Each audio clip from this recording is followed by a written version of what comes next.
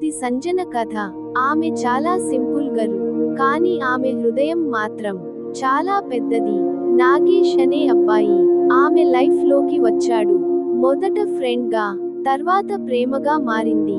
సంజన నాగేష్ ని తన ప్రాణం కంటే ఎక్కువగా ప్రేమించింది. అతని కోసం ఏదైనా చేయడానికి సిద్ధంగా ఉండేది. నాగేష్ కూడా మొదట అదే ప్రేమతో ఆమెను చూసుకున్నాడు. రోజూ గంటల తరబడి కాల్స్, నువ్వే నా ప్రపంచం అని చెప్పేవాడు. సంజనకి అది నిజమైన ప్రేమ అనిపించింది. కానీ ఒక రోజు నాగేష్ సంజన ఫ్రెండ్ తో మాట్లాడటం మొదలుపెట్టాడు. ఫ్రెండ్ కాబట్టి మాట్లాడుతున్నాను అన్నాడు.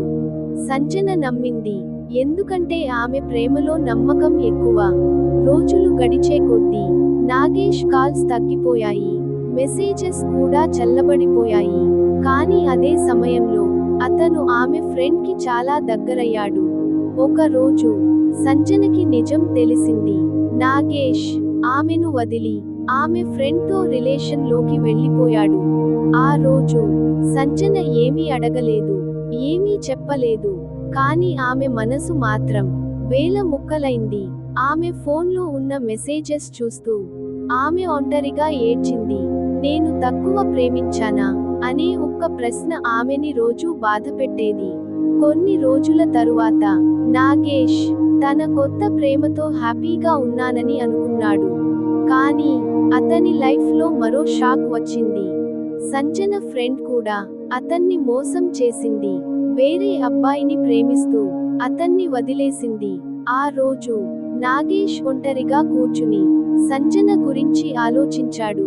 ఆమె ఇచ్చిన ప్రేమ, ఆమె చూపిన కేర్, ఆమె కన్నీళ్లు అన్నీ ఒక్కసారిగా గుర్తొచ్చాయి. అతనికి అర్థమైంది, తనను నిజంగా ప్రేమించింది సంజనే అని. కానీ అప్పటికే చాలా ఆలస్యం అయిపోయింది. సంజన తిరిగి రాలేదు. ఆమె ప్రేమ మాత్రం అతని గుండెల్లో మిగిలిపోయింది. మనల్ని నిజంగా ప్రేమించే వాళ్లను కోల్పోతే వాళ్ళ విలువ అర్థం అవుతుంది. కానీ అప్పటికే వాళ్ళు మన లైఫ్ లో ఉండరు.